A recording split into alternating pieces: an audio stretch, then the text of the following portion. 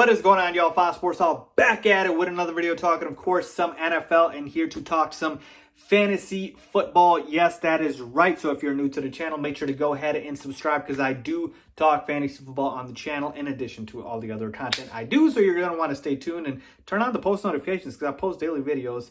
So you just want to be notified, right? So that's the best way to do so. And follow me, as always, guys, on my social media links down below. So one more thing. Make sure, if you have not done so, grab my 2020 fantasy football course, my guide.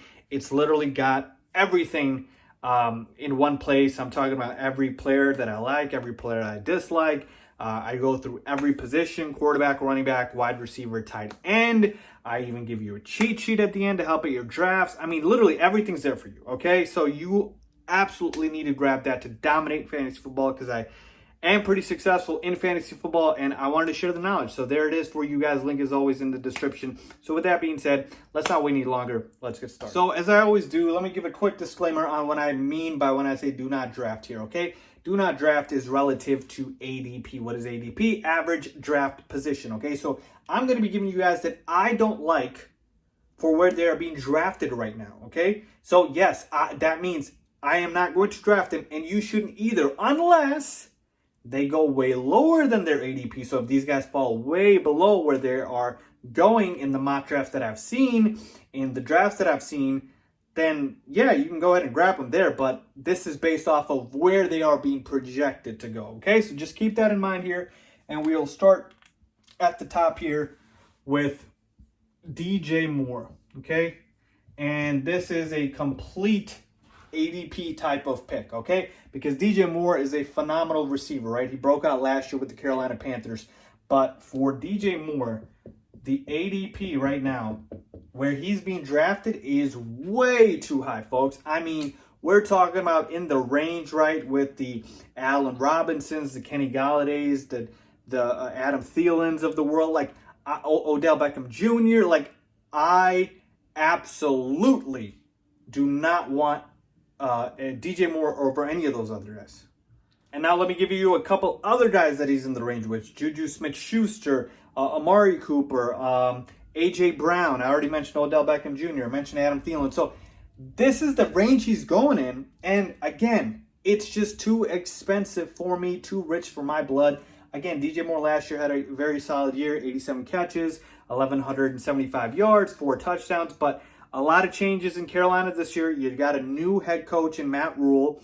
You have a new system now with him. You have a new quarterback in Teddy Bridgewater, though that is certainly an upgrade over Kyle Allen, the quarterback last year. You have, a new receiver opposite DJ Moore, who I like a lot based off of ADP in Robbie Anderson. Okay, and so I'm not saying DJ Moore is a bad player. He is definitely a good player and the #1 receiver for the Panthers. But I am saying where he's being drafted, it's way too high, and there's a chance his numbers go down because, again, there are more options in Carolina this year. And I haven't even mentioned Christian McCaffrey, who obviously is going to take up and put up the most production on this team by far. So, again, just cost basis, I'm not with it, okay? And I'm not picking DJ Moore based off where he's being drafted. Let's move on to my #2 do not draft receiver, and that is Keenan Allen. So Keenan Allen also kind of being drafted a little higher than I would like, but more so than ADP. This is all about the QB situation, folks, because the QB situation in LA is putrid, okay? Because we all know the Tyrod Taylor is going to be starting.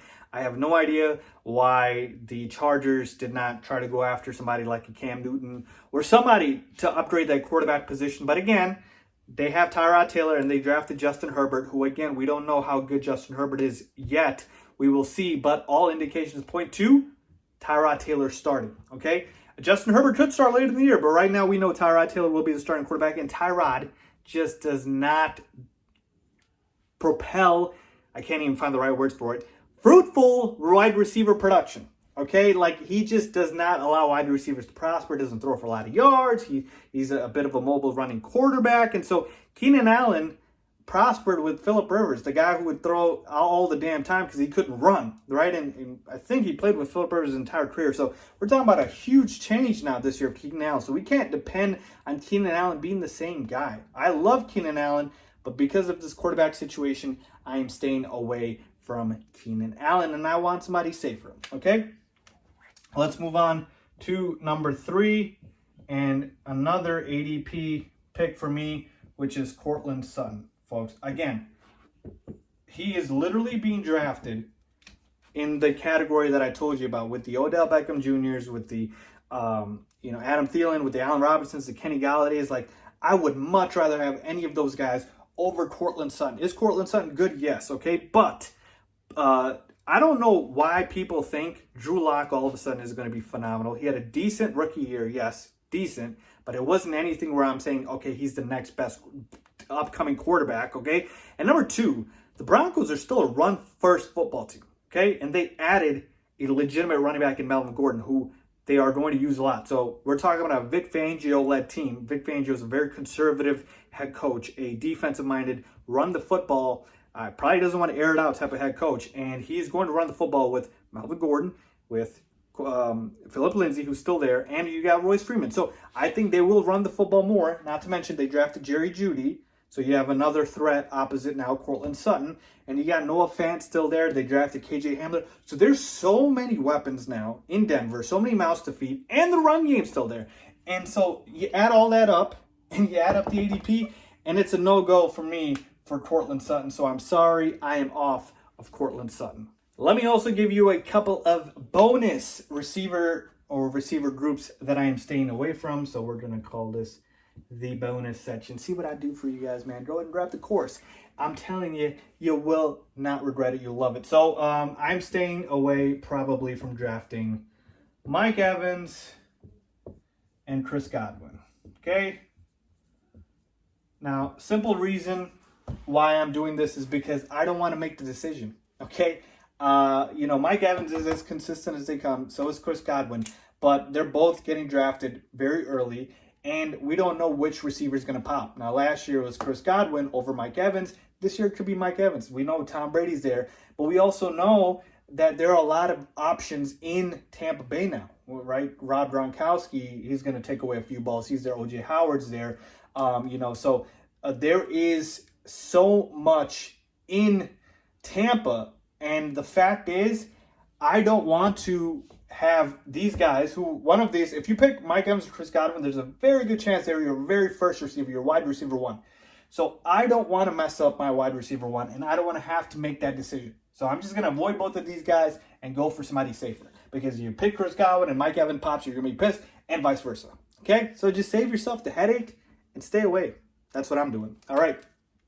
Let's move on to another committee receiving group, which is Cooper Kupp and Robert Woods. So again, Cooper Kupp and Robert Woods both can produce, absolutely, but both guys kind of eat into each other. You really don't know who the wide receiver 1 is.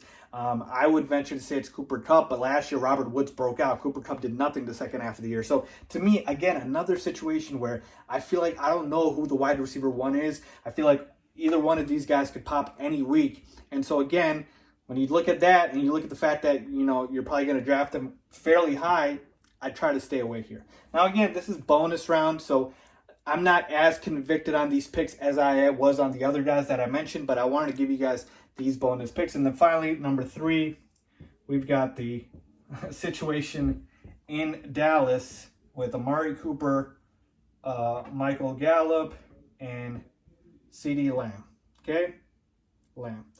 So, again, so many mouths to feed here. Amari Cooper's there. Michael Gallup's there. CeeDee Lamb's there. Why do I want to take those chances? You might as well just avoid all these. Not to mention Zeke's going to catch a couple balls out of the backfield. Blake Jarvin's there. He's a good receiving tight end. So, again, it's all about maximizing opportunities and taking away the risk. I want to be safe as possible, okay? And, again, keep in mind here, if these guys fall, that's okay. Grab them. But if they're going at their current ADP, I'm just going to save myself the headache and go with somebody else, one of the receivers that I said you should draft in my other videos. Check those out. So there you have it, folks. Bonus edition of Do Not Draft Wide Receivers. So there you have it, folks. Let me know if you guys agree or disagree. As always, thanks for watching.